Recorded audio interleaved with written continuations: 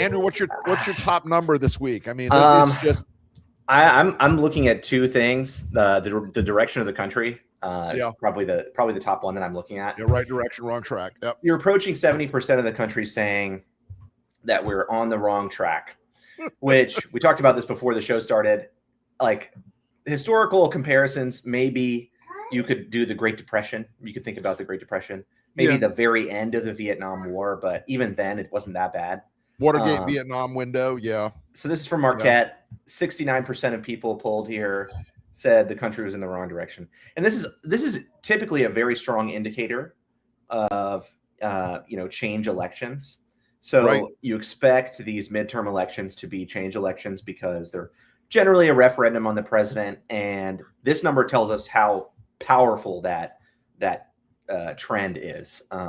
And 69% of the country saying we're on the wrong track is the loudest possible alarm for Trump Republicans. I mean, it doesn't get worse. This is worse than it was for Joe Biden in November of 24. Yes. It is a number. This is, I want you to imagine the Republican Party as the dinosaurs out in that primeval swamp, chewing away at whatever vegetation they can find and looking up and saying, what is that bright light in the sky? It's the fucking comet coming to kill you all. Yeah. This is a deadly number. The other one we're looking at is Trump's approval, obviously.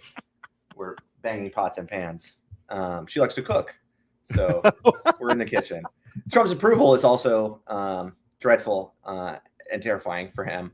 Yeah, this is just Marquette's polls, folks. But across the board in every public poll that I saw in the last week, Trump had once again had declines in his approval.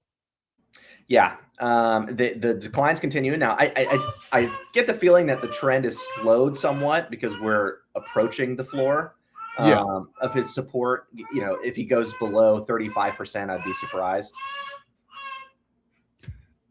But man, look at that knock since inauguration day. 10 points is pretty serious. You know, he described it as a popular mandate. He described it as you know, this tidal wave election, and there was really no truth to that. But he did have a moderate amount of support coming into his second term. Oh, sure. And that's just completely washed out. You win, and he won.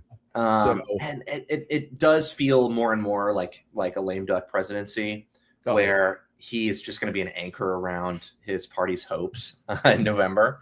And you know, we'll see, you know, how powerful these trends are really, because I mean, if you look at, you think about those two factors in conjunction. Trump's approval rating is very, very low. Yep. And a lot of people say the country's going in the wrong direction. That sort of prism aims directly at Republicans. Sure. You know, they are the ones who are going to be hurt the most by Trump's approval rating and that number on the direction of the economy. That's right. Trump necessarily doesn't, you know, he's in office. You know, I think he's terrified about accountability. You'll see him fight like a cornered dog because he doesn't want to be punished by an incoming Democratic Congress. But it's too late for that shit now. I think it might be a little too late. Yeah, I think we're seeing a lot of the last gasp stuff happening